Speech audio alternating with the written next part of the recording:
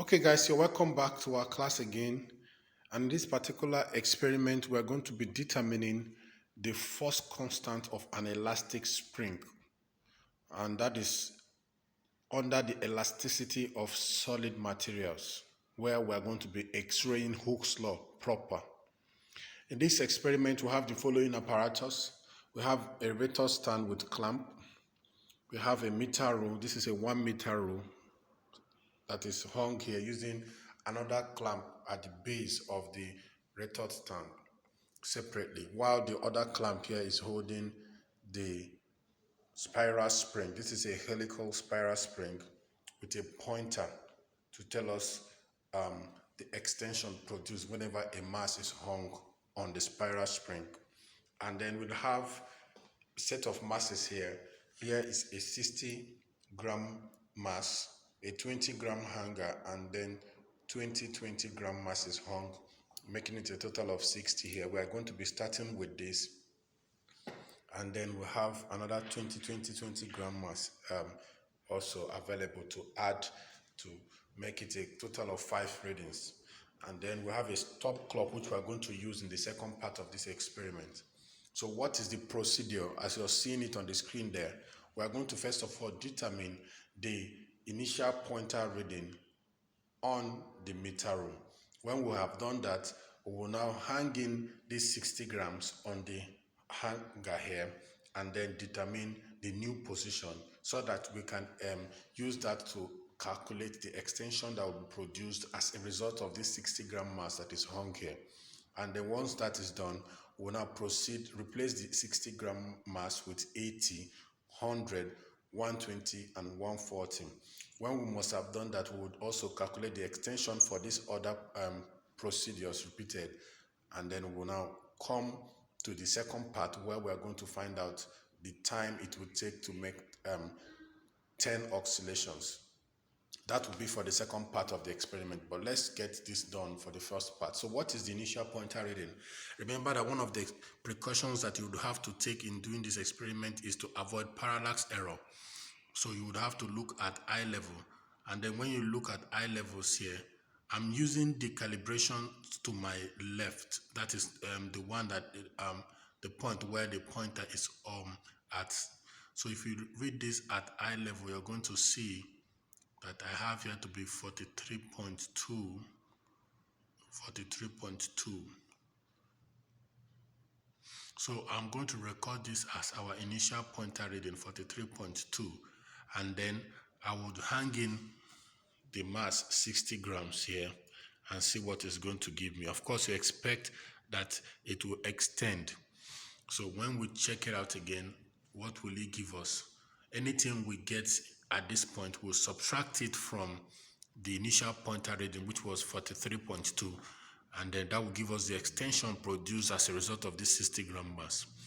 One of the precautions we would also take is that the helical spring is not expected to be bouncing or gyrating at the point where your reading is taken. So you would have to find a way to make it stable before you take your reading.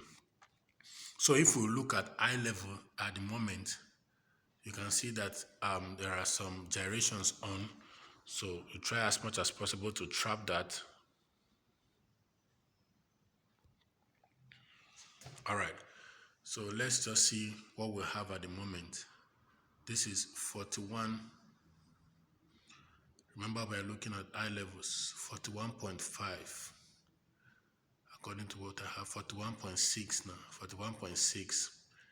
That's what I have here. 41.6 is actually the reading.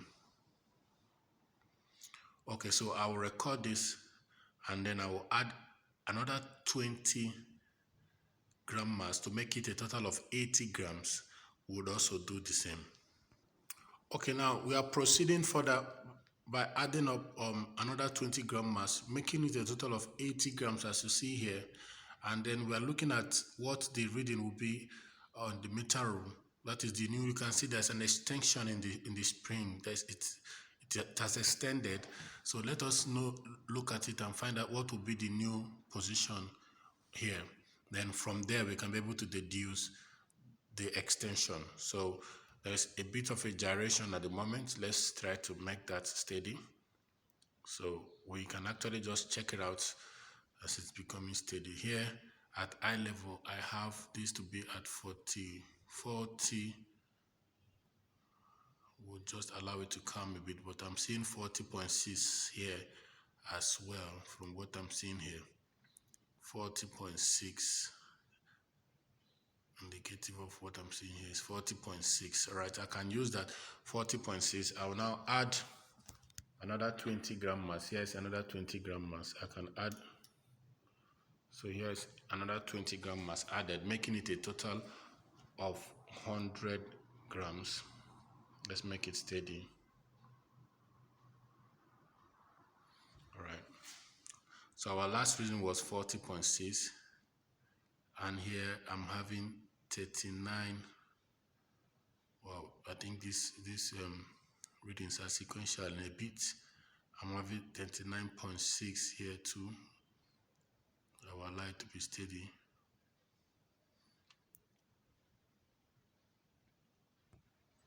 So what I'm getting now that it's a bit steady is at 39.6.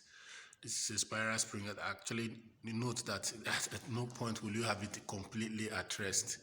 So let's say this is at 39.6, as you can see here, approximately, right? 39.6. So I'm going to proceed to add another 20 gram here. So make it steady as much as you can. All right. And then we'll check it out at eye level as well. We're getting our values to be at 38.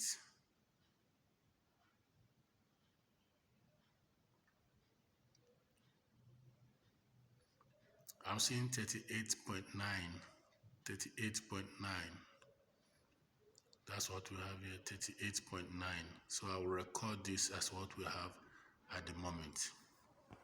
So here we have a total of 140 grams hung, and then we want to check to find out what will be the new length of the spiral spring. If you check properly, you're going to see 38.3. Is that 3? 38.2. 38.2 here. That is what we have. So I'm going to put that. So this is the first set of our experiment. That's 8.2 for the 140 grams.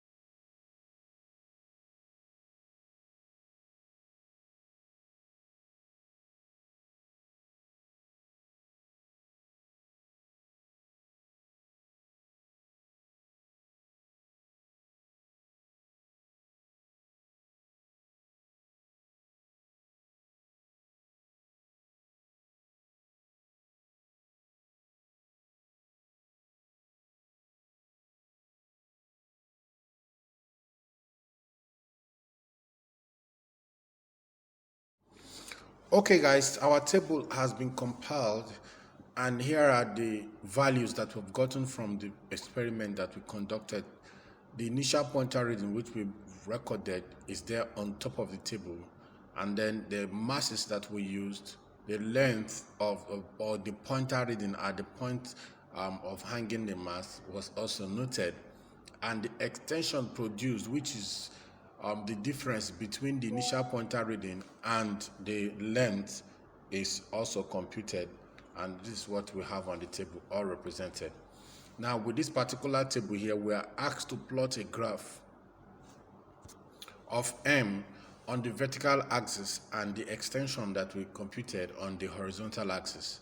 Now if you take a look, you will see how that the graph is a straight line graph with all the points almost in the line, making an intercept on the vertical axis at point 20. Now this graph practically obeys Hooke's law, showing us that the load is directly proportional to the extension produced.